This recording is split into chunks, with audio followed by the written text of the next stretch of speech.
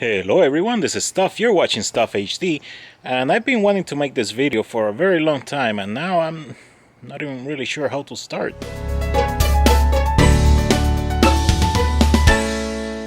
So, back in December, I was at a point in my life where I really wasn't happy. I had always been kind of comfortable because I used to enjoy my job, and that led to me being able to do a lot of things that I enjoy doing, but for the last few years, I just had not been enjoying my job at all. So I was feeling pretty down. So one day I started watching this documentary on Netflix, I think it was. It was called The Minimalists. And it's talking about these guys that, they used to have six-figure jobs and they gave it all up and they started getting rid of a lot of their things. And they were saying that they were happier because of it. And while I was watching it, a lot of the things that they mentioned were things that I had thought about at some point, or there were things that I already was doing. There's one aspect of my life where I've never been a minimalist, and that is technology. I've always been using technology as some kind of drug, and just to get that quick thrill of whatever is new, and after getting something new, then it thrill just kind of went away after a little bit, and then you're left again looking for the next phone, the next computer, the next tablet, the next whatever. Tablets are useless, but I still buy them. But aside from that, I was looking at this documentary and I'm like, well, yeah, like just about everything else, I'm very much a minimalist, and I never have much of anything else unless it's something that society in some kind of way makes me feel like I need to get. Like, I was very happy with my crappy couch, for example, but then people will be like, hey, when are you gonna buy a real couch?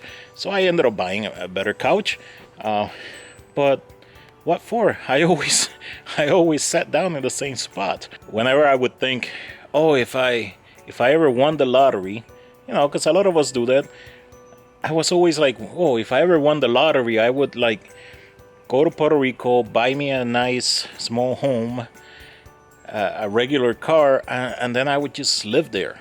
And I would not have to worry about money. I would just work on things that I like doing. And every time I had that thought, I was like, but wait, I don't really need to win the lottery for that. I could just do it. But even though I knew it was kind of silly to think that way, of the fact that I needed to win the lottery to be able to do something that anybody really could do, I still wouldn't do it, because I was comfortable.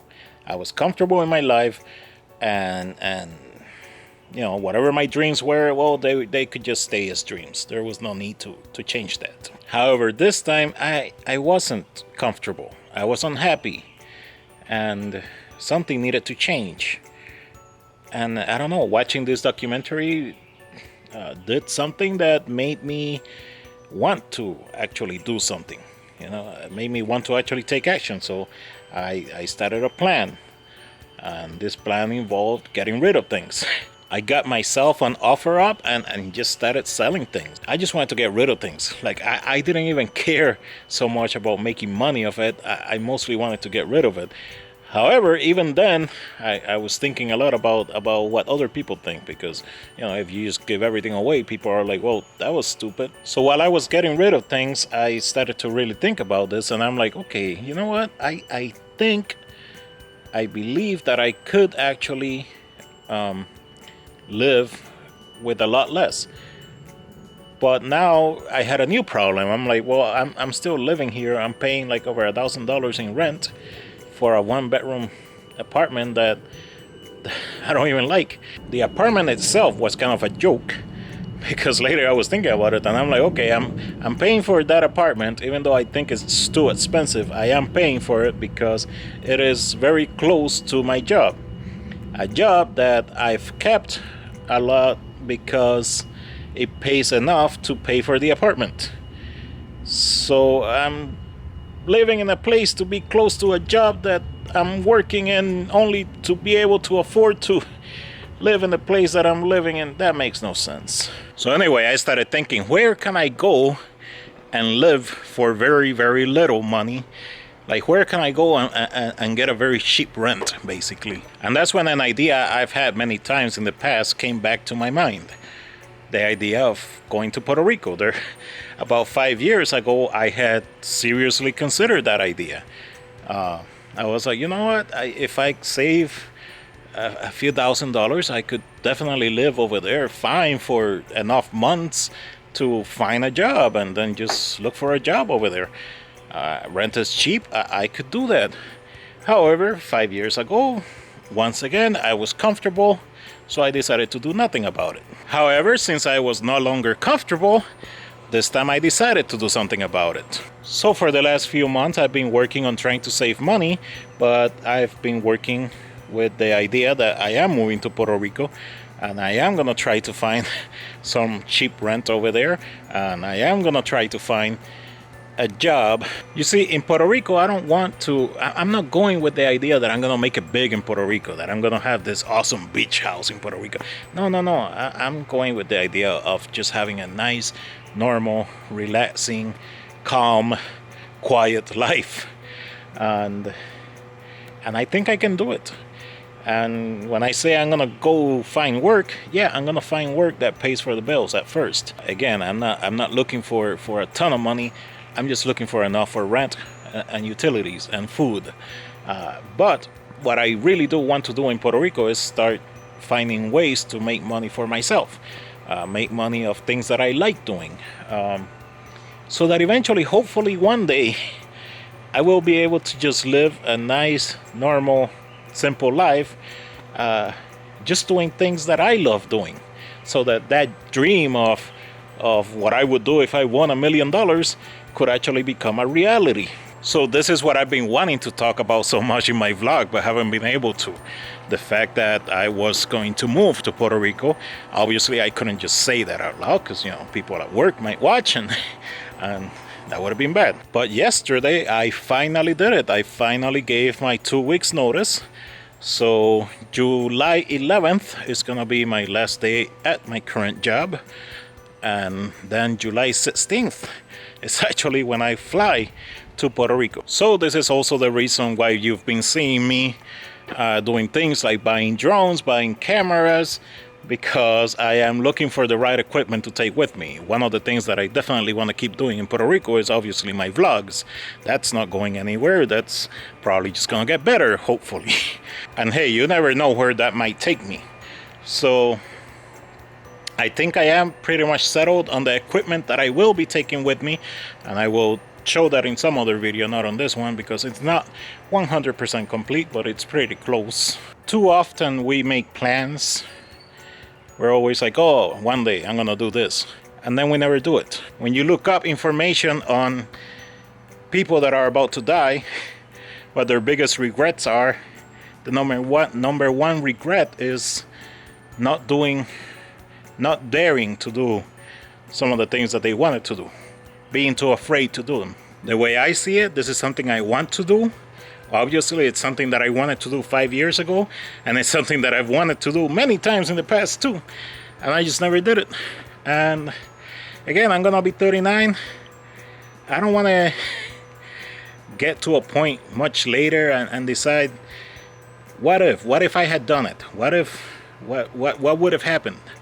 Would I have failed? What if I had made it? What if I would have been perfectly happy living in Puerto Rico?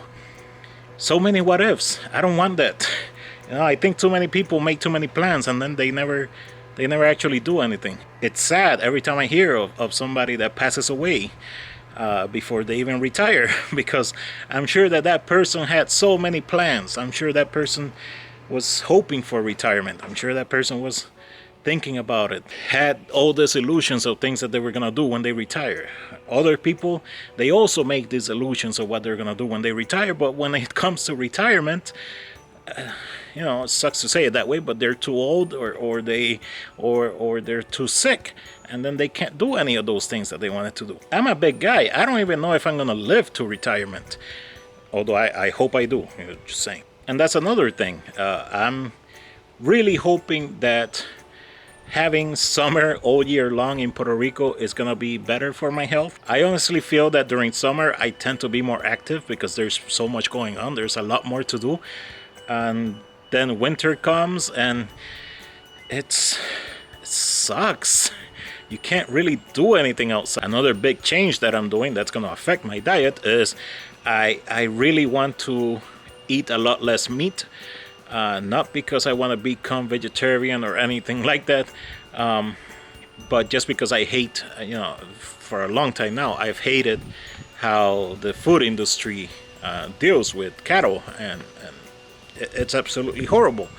So I want to start eating less meat. I want to start eating more of what I can grow, of what it's already growing in the land, and I want to start buying more fresh produce, Puerto Rico grown produce, from farmers markets over there. Am I going to be able to do all these things? I don't know. I really don't know. But there's only one way to find out. I always tell people in Milwaukee, for example, there's a few Puerto Rican restaurants, and the food in most of them is like nothing compared to what a lot of my family can make. However, they're there. They are making some money.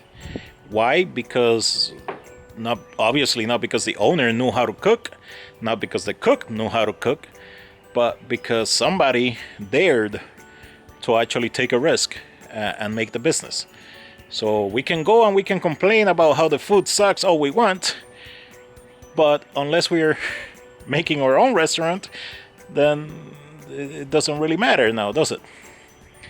So, the only way that you find out if you're good enough is by taking that leap. And that's what I'm doing, And the way I see it, I don't have kids, I don't have a wife, I don't have debt.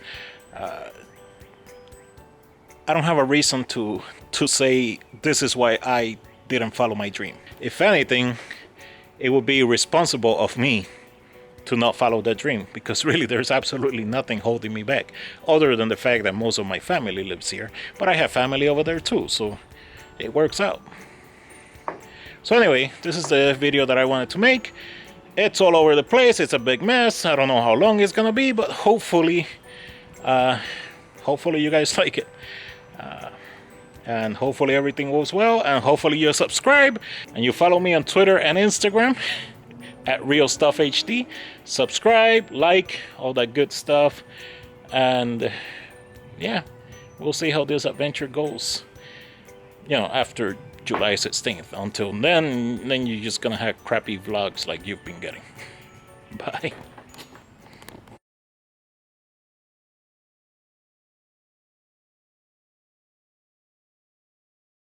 Oh yeah, one more thing. For those of you thinking, oh, you dislike the treatment of cattle, and that's why you only plan on decreasing how much meat you eat.